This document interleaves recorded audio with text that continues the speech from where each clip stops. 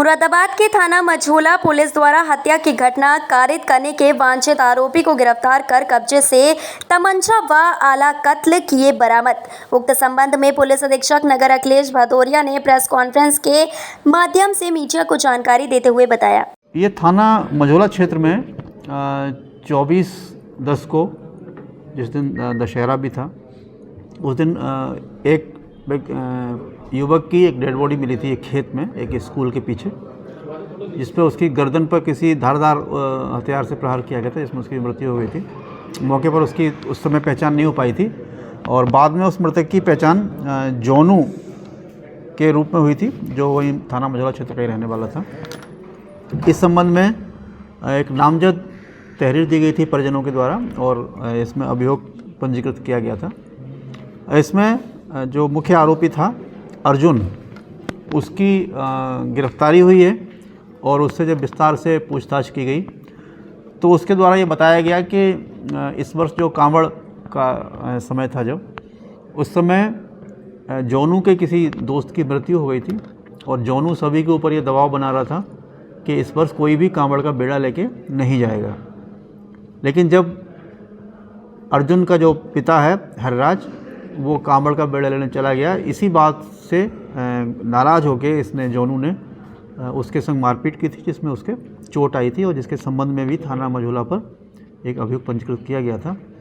उसी बात से कुपित होकर अर्जुन ने अपने एक दूसरे भाई सचिन के साथ और अपने दो दोस्त, जिसमें एक का नाम अमन है, दूसरा एक राहुल यादव और राहुल बिहारी, और अपना बहनोई रोहित, इनके साथ में इस योजना उन्होंने बनाया कि इसकी हत्या करनी है। और उन्होंने जब इसका पता किया तो यहाँ ये बुद्ध बाज़ार क्षेत्र में जब ये आया हुआ था तो वहीं ये पांचों लोग एक स्कूटी और 2 बाइक से वहाँ पहुँचे और इसको वहाँ इन्होंने उसके संग मारपीट की और उसके साथ अपने साथ उसको ले गए। जब ये उसको ले जा रहे थे तो उसी दौरान रास्ते में एक वाल्मीकि बस्ती है, जहाँ पर 3 अन्य लोग, जिनसे भी इस जोनू का पूर्व में झगड़ा हो चुका था और इसने एक जतिन नाम के लड़के के साथ मारपीट की थी, उन्होंने जब इसको जाता हुआ देखा तो उन्होंने भी इसके रास्ते में इसको रोक लिया और इसके साथ उन्होंने वहाँ पर मारपीट की थी 3 लोगों ने, जिसके संबंध में भी पूर्व में सूचना दी गई थी। तो वहाँ से जब उसके संग मारपीट हुई, उसके बाद ये 5 लड़के जिन्होंने उसको बुद्ध बाज़ार से लिया था, उसको घटना स्थल पर ले गए। उसके संग वहाँ उन्होंने पहले मारपीट की और फिर एक जो धारदार लोहे की पत्ती थी, उससे इस मृतक का उन्होंने गला रेत दिया, जिससे मौके पर इसकी मृत्यु हो गई।